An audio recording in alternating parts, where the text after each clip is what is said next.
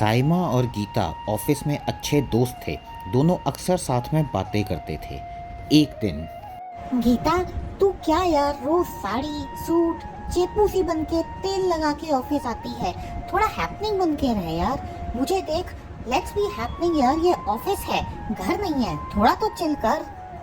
अरे यार क्या ही बताऊं, मेरे हस्बैंड बहुत ही स्ट्रिक्ट हैं। हर बात पे रिस्ट्रिक्शंस। तेरी अभी तक शादी नहीं हुई ना यार, इसलिए तू नहीं समझेगी। शादी हो जाने दे, फिर देख मजा। और इतना कहकर गीता वहाँ से चली गई। साइमा सोचने लगी कि ऐसी ज़िंदगी भी कोई ज़िंदगी है जहाँ इतना घुट घुट कर जीना पड़ता है। जो पहनना चाहो वो पहन नहीं सकते, जो करना चाहो वो कर नहीं सकते। इससे अच्छा तो शादी ही ना करो। वहाँ घर पर गीता का पति रमेश बहुत ही गुस्से में घूम रहा था।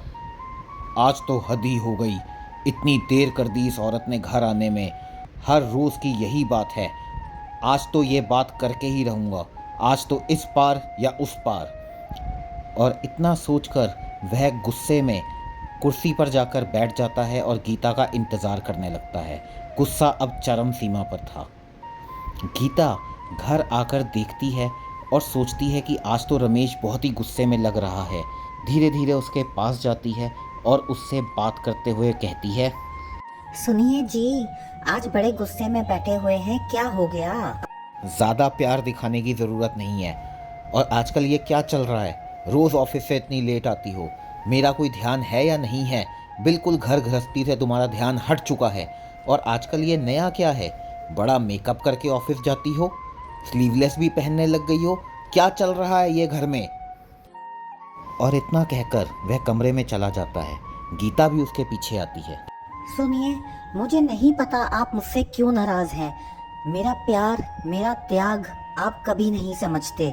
यही सबसे बड़ा दुख है मुझे जीवन में। मैं सुबह शाम दिन रात घर का और ऑफिस का काम करती हूँ ताकि हमारा घर अच्छे से चले, मगर उसके बाद भी आप मुझे नहीं समझते। अच्छा, तो मतलब अब घर भी तुम चलाती हो और मैं कुछ नहीं करता? इसका मतलब सारा दारोमदार बस तुम्हारे ऊपर ही है और मैं तो बस घर पर ही बैठा रहता हूँ। त्याग सिर्फ तुम्हारा ही है, मेरा कोई त्याग नहीं। मेरी कोई मेहनत नहीं इस घर को चलाने में। ऐसी घटिया सोच तुम रखती हो, इसकी उम्मीद मुझे नहीं थी। यह सुनकर गीता का दिल टूट जाता है और वो बिलख बिलख कर रोने लगती है। और फिर रमेश से कहती है, आज मैं समझ गई हूँ, जिस रिश्ते में मान सम्मान नहीं, जिस रिश्ते में प्यार नहीं, ऐसे रिश्ते को निभाने का भी कोई फायदा नहीं है। मैं ये चाहती हूँ कि आज के बाद हम बात ना करें, चाहे हम साथ रहें या ना रहें, मगर अब बात करने का कोई फायदा नहीं है, क्योंकि मैं समझ चुकी हूँ आप कभी मुझको नहीं समझेंगे, कभी मेरा सम्मान नहीं करेंगे। और इतना कहकर गीता बाहर जाकर चुपचाप गुमसुम बैठ जाती है। उसकी आंखों में आंसू होते हैं मगर मुंह में कोई शब्द नहीं होते। यह देखकर रमेश का दिल टूट जाता है। कहीं ना कहीं उसे अपनी गलती का एहसास भी हो जाता है। और कुछ ही देर में वह धीरे से आकर गीता के पास नीचे ज़मीन पर बैठ जाता है और कहता है, गीता, मानता हूँ कि मुझसे गलती हुई है, पर तुम्हें भी पता है मैं तुमसे कितना प्यार करता हूँ। थोड़ा सा गुस्सैल हूँ, तुम्हारे लिए पॉसेसिव भी हूँ, मगर तुम्हें पता है मैं तुम्हारा ध्यान रखना चाहता हूँ और मैं इस रिश्ते को हमेशा आगे बढ़ाना चाहता हूँ। मैं अपनी गलती समझ गया हूँ। इतनी ज़्यादा रिस्ट्रिक्शंस में प्यार नहीं होता। प्यार का मतलब रिस्ट्रिक्शंस नहीं है, प्यार का मतलब है आज़ादी।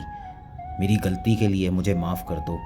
मैं पूरी कोशिश करूँगा कि इस तरीके की गलती मैं अब दोबारा कभी ना करूँ। देखिए, मैंने कभी आपकी किसी बात का बुरा नहीं माना, पर अगर बात आत्मसम्मान पर आ जाएगी, सेल्फ रिस्पेक्ट पर आ जाएगी, तो मैं बर्दाश्त नहीं करूंगी। आप मेरे ऊपर शक करते हैं, ये बात गलत है। मैं हमेशा आपके लिए सोचती हूँ और आपसे ही प्यार करती हूँ, पर आप मेरे ऊपर बहुत रेस्ट्रिक्शंस रखते हैं। पर आज मैं खुश हूँ कि आपने कम से कम अपनी गलती का एहसास तो किया। हम इस रिश्ते को दूसरा मौका ज़रूर दे सकते हैं। और इतना कहकर दोनों साथ में अंदर चले गए। उस दिन के बाद से तो गीता की ज़िंदगी ही बदल गई। रमेश ने उसके ऊपर रिस्ट्रिक्शंस रखना छोड़ दिया। वह अपनी मन मर्जी के कपड़े पहन सकती थी, अपनी मन मर्जी से काम कर सकती थी। दोस्तों, प्यार में कभी बंदिशें नहीं लगानी चाहिए, क्योंकि जहाँ बंदिशें होती हैं वहाँ प्यार नहीं बचता। हमेशा खुश रहिए, साथ में रहिए और एक दूसरे को आज़ादी दीजिए।